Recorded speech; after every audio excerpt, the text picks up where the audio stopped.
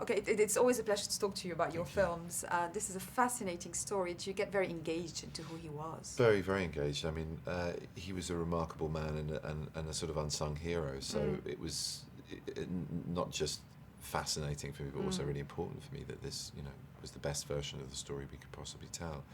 And it's just extraordinary to me that his story isn't better known. I mean, it's sort of an indication of how appalling his treatment was at the hands of the government and democracy that basically he helped save through cracking the German code in the war at Bletchley Park with his team, and was rewarded for being honest about his sexuality by 2 years imprisonment or chemical castration, which he chose in order to carry on working.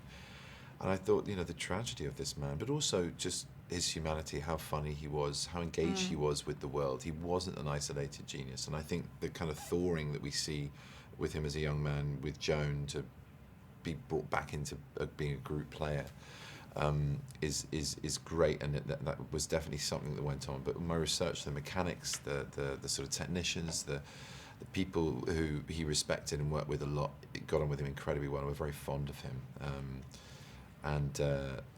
They had sort of nicknames for him, but they were very endearing nicknames. Yeah, and like what? Was it the Prof or something like the Prof? But he was. The Prof. He was cute. Yeah. He was much loved and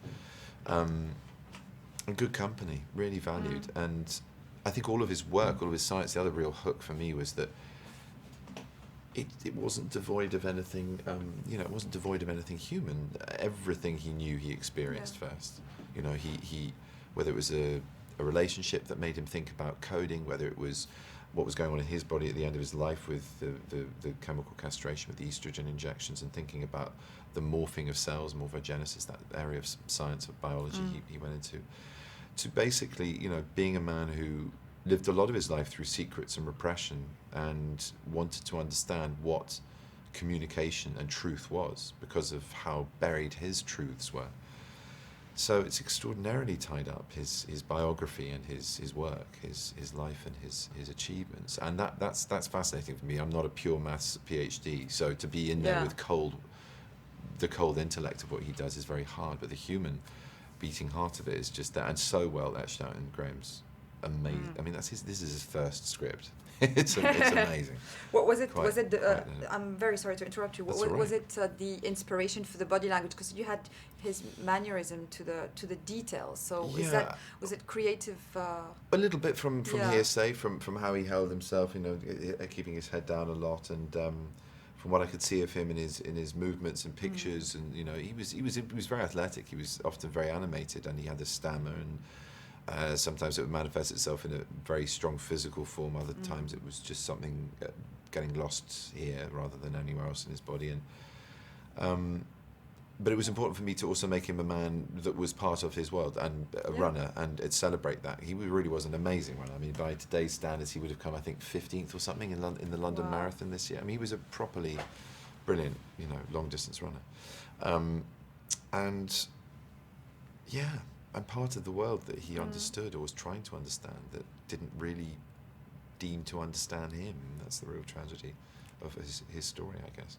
Yeah, and his time, because if he lived today, he would be the most celebrated man on the planet, correct? I think he'd be one of them, definitely. He's the forefather of the computing age. He helped liberate us from the Nazi threat and ended a war which probably saved millions of lives by being brought to an early conclusion. And he was very honest in a sort of proto-right way about his sexuality. He didn't excuse himself. He didn't fight about it. He just wanted to be honest. Who he was.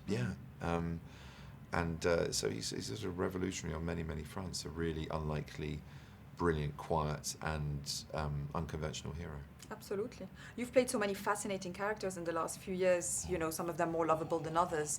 What's the importance, the lovability for you, or the fascinating aspect of who they are? I don't know. I mean, that's a big question. I don't really know. It really depends what the job is, I guess. I like playing people with all their complexities and not apologising for them. I try not to judge my characters, so either way, I just try to be honest with it. And if the story is serving someone as being someone we're supposed to like or have conflicting, I relish the challenge of both of those things. And also I relish the challenge of playing people who are immediately recognisable and nearer to me or to all of us, really. You know, just not these extraordinary characters, but there is something fascinating and magnetic about these people who've achieved or are extraordinary in their given field. So, yeah, I like to keep a healthy balance. The boy next door and maybe the genius next door, a bit of a balance of both, you know. Would you ever do something you haven't done, like, you know, very light comedy, a musical? Yeah, well, something? I have. I mean, you know, I'm playing a wolf in Penguins in Madagascar. That's quite funny. It is. And I do comedy all the time. There's lots of comedy in Sherlock, obviously. There's lots of comedy in a program I do on the radio called Cabin Pressure, and you know, I'd love to do more. I had a great deal of fun actually, you know, improvising stuff. And you know, Alan's funny. There are moments where he's intentionally funny, and moments where it's accidental and incidental. But I'd love to do a sort of slacker stoner comedy or something. Yeah, with Will Ferrell.